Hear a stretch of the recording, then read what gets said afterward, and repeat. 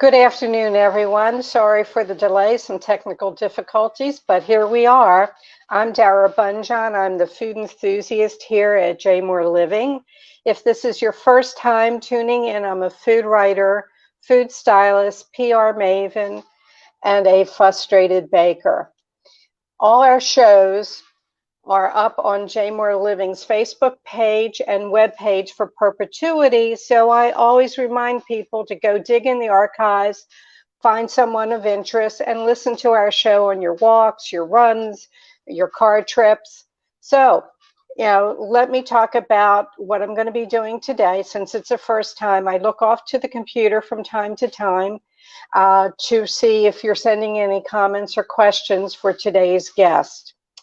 Today's guest is Lauren Taylor Hughes of Liberty Delight Farms, where fresh meats are raised right. And I want to welcome Lauren. Hi, Lauren. How are you? Good afternoon. Thank you for having me on your show. Oh, it's my pleasure. I want to go right into this. Can you give us some history about Liberty Delight Farms? This is a lovely, lovely, quiet little place that has actually been in my husband's family since the King of England gave us the deed, which is tremendous. It's about 5 generations ago. The farm has been, bits and pieces have been sold off, but what we have here is about 100 acres. And it is surrounded by natural preserve. We back up to Liberty Reservoir as well as Soldier's Delight Fields. So it's very much a very pretty little secret gem.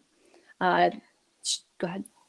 Well, you're out near Reisterstown, Maryland, but I do want to tell people that your range of delivery goes through all of the DMV, District of Maryland, Maryland itself, and Virginia. Modern farming, I think there's such a commitment from your husband, Shane, and you to sustainability. Inform people here the different things that is done at the farm for sustainability to meet that criteria. You're saying that fresh meats are raised right. Can you fill people in on that? Absolutely. One of the things about our farm, about Shane and I both, is that we have corporate backgrounds. We do this as a labor of love. So in order to really want to be part of this, we commit to the highest standards. Not only is the farm sustainable with solar energy, we also really take care of our carbon footprint. The animals they are bred on the farm. They never leave and come back. They travel less than 50 miles in their entire life. All of the food that they eat, we grow on another 800 acres of land that we rent or lease within 10 miles of the farm. And we sustain it without preservatives or herbicides or anything like that, with our own manure, making sure that that's a full circle process. Okay, you must have gotten a message, so hopefully you'll come back in. I'm there here. You I'm are. Sorry. Yeah. That's okay. Phone rings all day. So making sure that the animals have their very best diet, and we know everything that's going into them. And they are free range. Oh yes, it's a beautiful thing. Not only are they free range, they free feed. All of the animals have access to additional feed at all times. With a superfood, if you will, for our cows and steers. Basically, we harvest alfalfa, and wet hay, and then we actually mix it in with dry, adding to the nutrients and making sure that they have superfoods every day to have the healthiest body weight and the healthiest life that they can have. And that's important. And I want to tell people that you're available in many different ways, but you were very much involved with supplying restaurants with the beef, which was it was Angus and Simmental beef, right? Heritage Berkshire pork or pigs. Your rabbits were New Zealand and Silver Fox. Correct. You have ducks, so you have hens for eggs, you have duck eggs, whatever anybody wants for a protein, pretty much in the meat line, you have. We don't Let's actually raise ducks for meat, just the eggs. Just the eggs. Mhm. Okay. And talking about eggs, I'm going to go to the funny thing that I said when I had the tour of the meat market, which is your new store. And we're definitely going to be talking about that. That and everybody sort of looked at me, and I went, "Am I crazy?" I know Shirley Currier wrote about it in one of her books. She's a food scientist. And I went back online, and yep, I'm right. Chickens have earlobes, and the color of the chicken's earlobes determine the color of the shell. Teaching me something every day, Dara. And I thought, I don't see little lobes. I'm going to have to go inspect. I could see you running out at the chickens and checking the little earlobes. But it just, that little odd piece of trivia that I remember, and yet I can't remember what I did 1 minute ago. So who knows? Shane is working with the agricultural department and implemented a water quality standards. Can you talk a bit about what is being done with the natural waters that are on the property? Definitely, and that also speaks to sustainability. Through our 8 pastures, there are streams, natural streams that come down through the pastures into the Liberty Reservoir.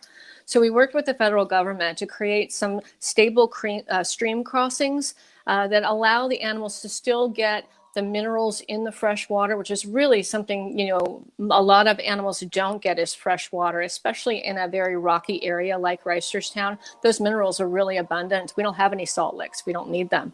But it also allows for the water to pass underneath it. And there's a filtration system that basically gives them free flowing water all times of the year. Even when it's, frozen ground, there's still bubbling water. And then it also allows them to have a stable environment to be able to walk through and not muck it up and not, hurt themselves. Well, I know that you do tours when things get better. And you had done tours for schools and Yeah. agricultural students. Coming to Liberty Delight Farms about 5 years ago when you married Shane, you came from the Washington Post. You were doing marketing. So I would tend to think from that to farm life, what did you find to be your biggest adjustment? Well, there's the rooster that crows all day and all night, but you start to tune him out after a while. I think the biggest adjustment is farm life it can be very isolating. You live on a farm. You're not involved in daily activities. The schedule's very different. It's a much smaller universe, but it's also about quality. I learned that what I thought was important, running around the country, advertising with the Washington Post all over with lots of big, heady people, that I really wasn't that important. The most important thing I learned is that these animals' lives were more important than mine.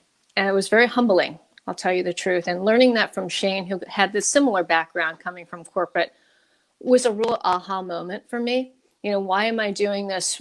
What does this mean in the grand circle of life? What am I going to be known for? What is my legacy? And I think that really gave us both pause and redirected our lives and also our self-worth. You said aha moment. I have a question that I ask people from time to time. And I go, when was that aha moment? And I reflect it to The Wizard of Oz when it went from black and white to color. It was like, wow. Let's talk about the farmers markets. Now, you are in how many farmers markets? Where can people get your products? The beef, the eggs, and the dog treats. We're going to get to that too. That's huge. That's a whole other brand.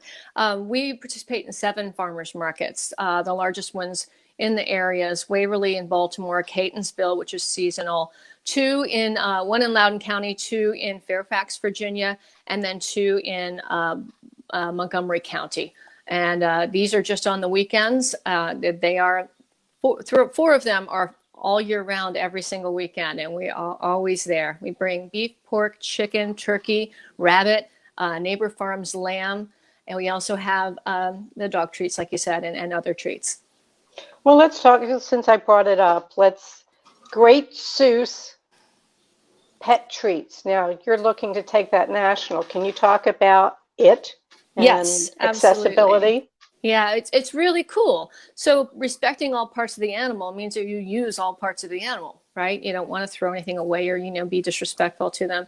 We harvest beef hearts, beef liver, chicken hearts, chicken liver, and we make some, we have a company that makes us some chicken cookies. And basically what they are just all natural, pure protein pet treats. Cats, dogs, birds, they love them. And right now there's a huge push out there to have grain-free treats and or food, for your pets, because it really does change their digestion system. The whole movement with raw diets and things like that. This is a really healthy way to give your pets a treat that's going to give them iron and give them better boost of energy. So, and just to let people know, available at the farmer's market, but it's also available at the meat market. And you're going to say, what's the meat market? Okay, Lauren. So when the pandemic hit, and that was just when I was going to launch my dog food brand, by the way, my pet food brand, which is a real bummer. But you adjust, right? And we woke up on March 17th and said, boy, we need to do home delivery. We've been talking about it forever. We started it organically through our Facebook. It grew and grew and grew. We still are always going to continue to do home delivery. 2 weeks later, Shane said, I've always wanted to build a store. And I was like, really? Do you think people will come all the way out here? He's like, I just think it's a missed opportunity. 2 weeks after the pandemic hit, we broke ground on a store. Things were a little crazy. As you can imagine, everyone's cooped up in their house, and we're busier than we've ever been. Friends and family, showing up to help us, navigate this uncharted waters. And lo and behold, July 6th of last year, we opened the most beautiful little curated shop of all local products. It's been just a really cool thing to be able to connect with local entrepreneurs, chefs, displaced chefs oftentimes, and people that are just following their dreams in order to create something that's hundreds of people have said, you should do this for a living. And they are. I think the pandemic gave them an opportunity and that they wouldn't have had. And it was a very awesome thing for us as well, to re-examine who we are and where we're going with this business.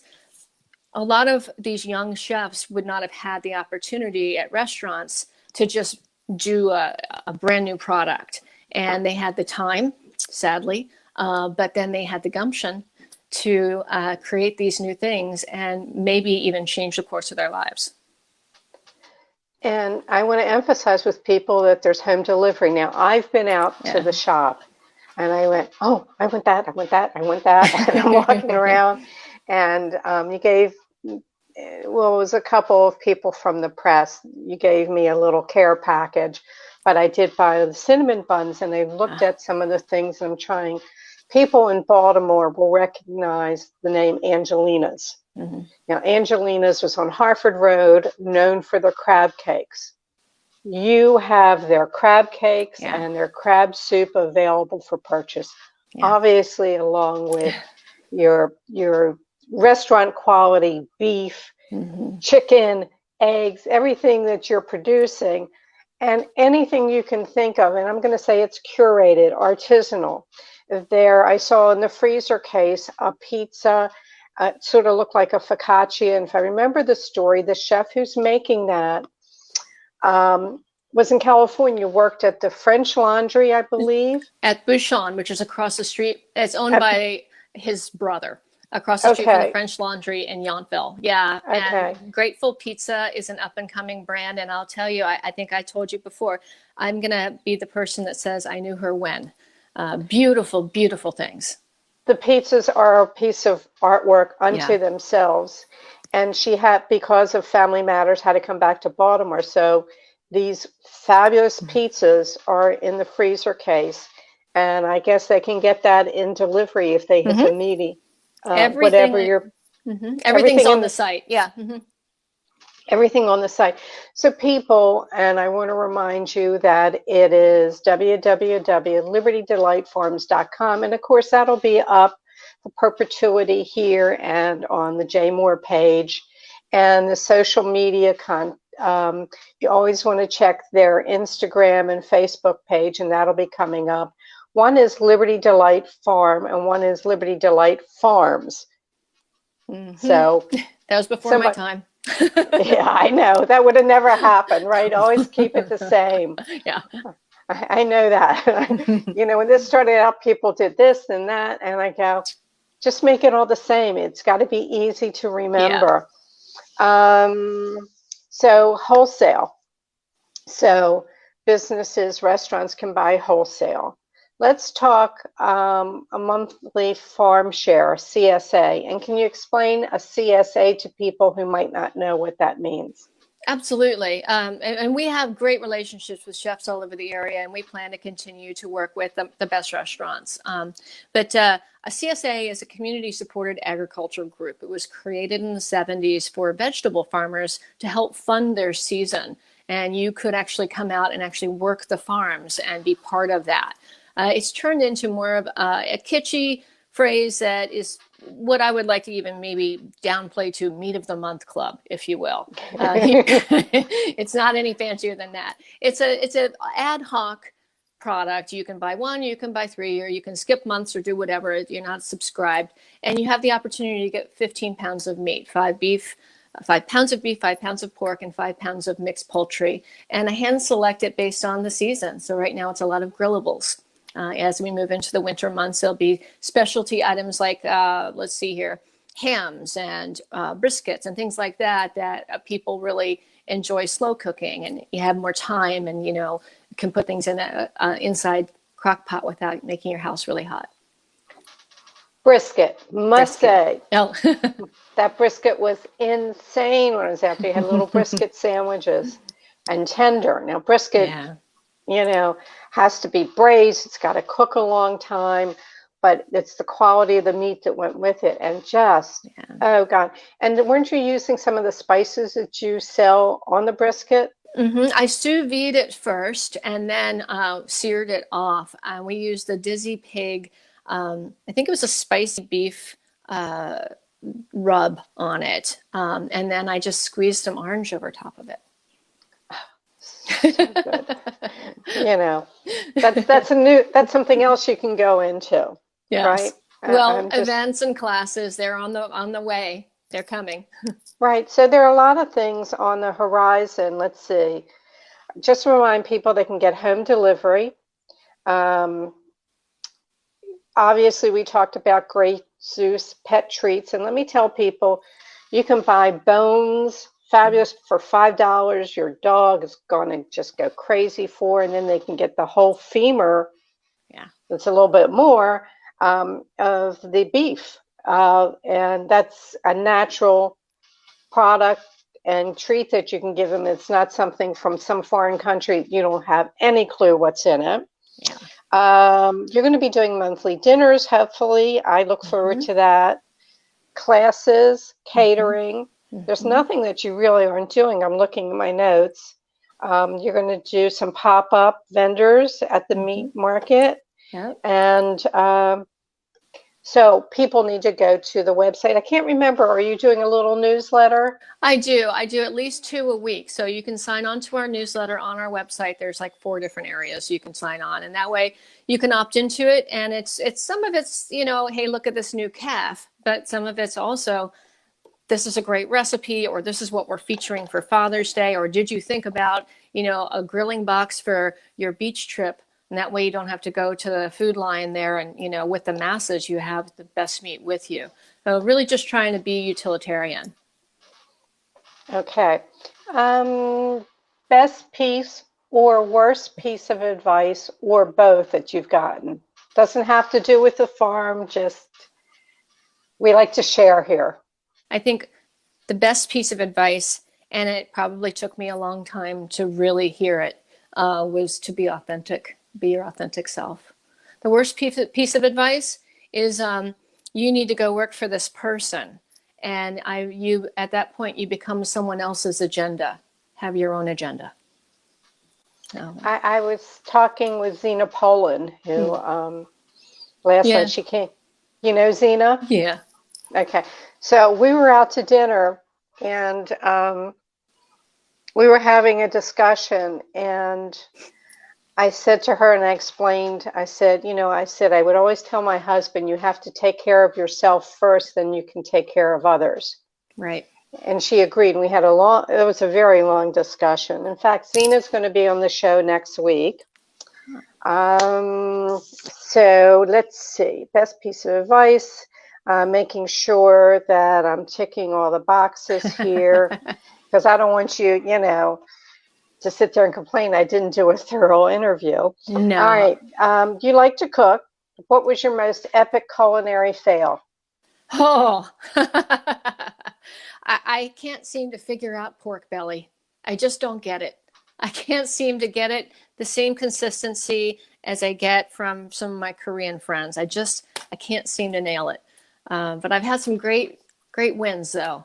It's funny. I cook every single day. I don't leave the farm often. And through the pandemic, I fed 8 men for lunch every single day. Boy, there's nothing I haven't cooked. I'll tell you the truth. It's nothing. Well, with the Korean pork belly, I mean, were you attempting it with sous vide and then cooking it? I marinated it based on a recipe that I found in the New York Times. Marinated it, and then I would just try and hot sear it. But I can't get the middle to quite.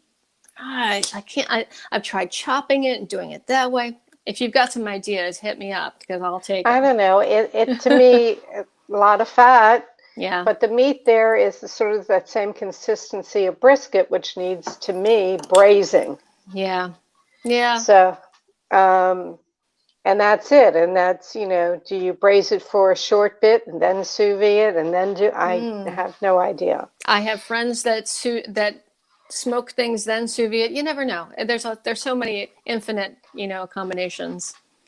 Okay, well, let's throw it out to the listeners. Should anyone know, reach out to Lauren. The best way to cook short ribs so they're tender and flaky all the way through and have a nice little crispness to the top. So that's thrown out there. Okay. What didn't I ask you that I should have? I know we talked about the dichotomy between wholesale and retail, and I think this is a wonderful opportunity for me to say thank you to all of the consumers and the very healthy following that we have. And it's because we have people that recommend us to your friends, and we know we are not all things to all people, but we feel like we've been invited into a lot of people's homes, and that's the direction that really fulfills us. Well, had you liked cooking before you met Shane? I mean, I ate out a lot. I had my career was to entertain, honestly. I mean, I was out a lot. But I also, when I was in college, worked at really great restaurants, and I was inspired by these terrific chefs. And, you never lose that. When you see someone that has that much passion and joy doing something and they create this beautiful thing, it's infectious. So, yeah, it's certainly a lot more now than it was, but yeah. Right. Well, food's a subject that everybody can talk about, whether they're eating full on, whether I'm thinking about going on a diet or I'm on a diet, I'm thinking about going off of a diet. It's a safe subject, and in these times, it was good to have a safe subject. And I'll turn it around. Do you have any questions for me? I'd love to learn some of the same questions that you asked me. I mean, one of the things that I don't know a lot about is how you got into this. It took a lifetime. Oh, that we can't. There's not enough time in the show. But one thing, if I've learned anything, I go down a path, and there always seems to be another path that seems to spin off of that. Mm-hmm. And that's, from my parents had a patent drug and luncheonette, and I used to work behind the fountain when I was like 13. I worked for a window manufacturer, and I used to sell to contractors. So how did I get here? Maybe that's a book. Somebody keeps saying, that's a book. I don't know who would read it, but maybe they'll do it at my memorial, something like that. I want to thank you so much. I want to remind people, libertydelightfarms.com. You can access everything. You can get the newsletter twice a week. You'll learn about the new events now that things have opened up. And after tasting Lauren's food, I would say anything that they're doing catering, go to the shop, go to the meat market. It's if you're in this area. But if not, you can reach out to them through the DMV area, through the many farmers markets. You will see them there. And the Zeus, Great Zeus Pet Treats, everything you need to know is on that website. Lauren, I want to thank you. Best regards to Shane. Absolutely. He's in his happy place on a tractor. It has been my great pleasure. Thank you so much. You're welcome. Thank you.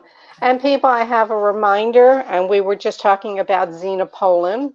Zena is an award-winning restaurateur chef from the Washington, D.C. area. And right now she is very, very much hands-on in a very successful restaurant called Hummingbird in Alexandria, Virginia.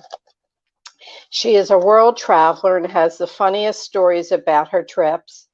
In fact, you can see her tomorrow. She's in a pre-show that is about the movie Roadrunner, a film about Anthony Bourdain that has just been released, and she's in a pre-show, and it's on watch.eventive, eventive.org / and it's the American Film Institute, AFI DOCS 2021. I'll repeat that. Eventive.org / AFI DOCS 2021. There is a pre-show on. This is all online. This is tomorrow night at 8 p.m.